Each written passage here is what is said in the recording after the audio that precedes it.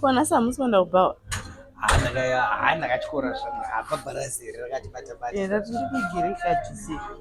Juice. Ingori munhu anofarira waninwa juice. No problem. No problem. Ratoda kusvika muhafu chimbomwai. Juice.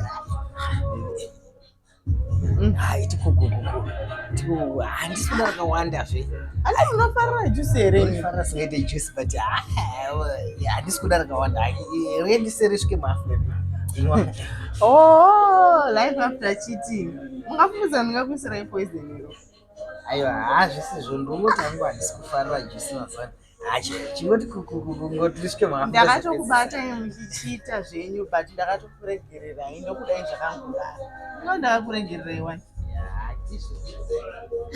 Ndosaka muri kuramba kana chikafu changu. Idyai chikafu makatopombonoka ndakakuregererai kudhara zvakapfuura zvinhu. Chimwai zvenyu juice hapana chandamboisawo. Imwai zvenyu makapombonoka.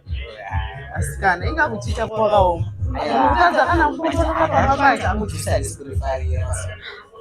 Kana